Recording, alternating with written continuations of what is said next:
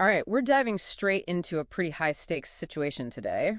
The Green Bay Packers and their defense for the 2026 season. Yep, and the sources we're digging into are pretty heavy. We've got salary cap breakdowns, next-gen stats, and a deep look at the new DC, Jonathan Gannon, and his scheme.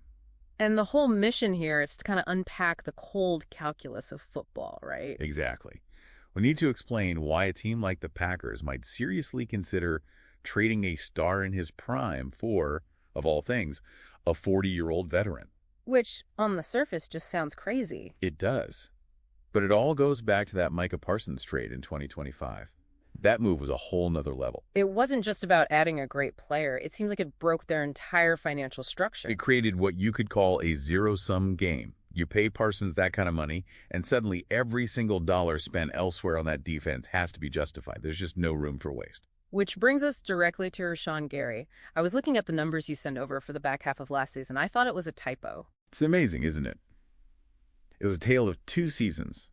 First 7 games, Gary looks like an All-Pro, 7.5 sacks. Unstoppable. Then, the final 10 games, 0 sacks. 10 games. 0. I mean, I get that he's drawing double teams, but a goose egg for half the season. Complete goose egg. And it gets worse. His cap hit for 2026 is what, $28 million? Yeah, a huge number. But if you look at a site like Over the Cap, which values actual on-field play, they valued his 2025 performance at around $13 million. Wow. So you're paying for a Ferrari and getting, like, a very reliable sedan. A very expensive sedan. And that theory about him freeing up Parsons, we have the data on that. When Parsons tore his ACL, right? Exactly. That was the test. In 2 full games, without Micah on the field to draw attention, Gary had 1 assisted tackle. Oof. He just couldn't be the guy. Okay, so the efficiency isn't there. You have to move him. And this is where Lucas Van Ness steps in. The 2023 first-rounder, he's the key to this whole thing. His PFF pass rush grade was actually higher than Gary's last season. 75.5, I think. Yeah, something like that. He's been a rotational guy, but he needs the full-time snaps. You move Gary, you free up the runway for a younger, cheaper, and, frankly, more efficient player. And it solves the other massive problem in the room. The Jordan Love contract. $36.1 million against the cap. So trading Gary, especially with a post-June 1st designation, saves them about $19.5 million right now. That's not just helpful, it's like essential for survival. Okay, so the money makes sense. You promote Van Ness, you pay your quarterback. But you just lost Kenny Clark, the heart of that line. The leadership void has to be massive. It's a huge void. Yeah. And that's precisely why the solution isn't just a Ricky.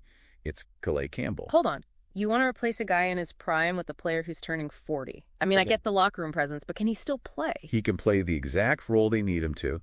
Gannon's defense, his whole quarters coverage scheme, it looks complex, but it relies on one simple thing. Discipline up front.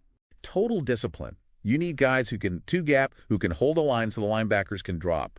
Campbell played for Gannon in Arizona. He is the system. He's the skeleton key. So he does the dirty work and lets Parsons and Van Ness hunt. Exactly. Yeah. And look at the value. Campbell got 6.5 sacks on less than half the snaps last year for $5.5 million.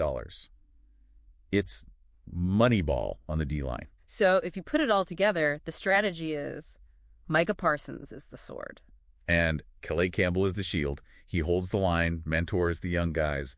It's about production and fit right now, not loyalty. It's bold. The odds makers have them at plus 1,200 for the Super Bowl, so clearly the experts like the math. But it leaves you with a big question, doesn't it? They're betting a championship window on a 40-year-old anchor. So is that a stroke of absolute genius, or is this entire defense just one injury away from a complete disaster? It's definitely a high-wire act. Thanks for diving in with us. We'll see you next time.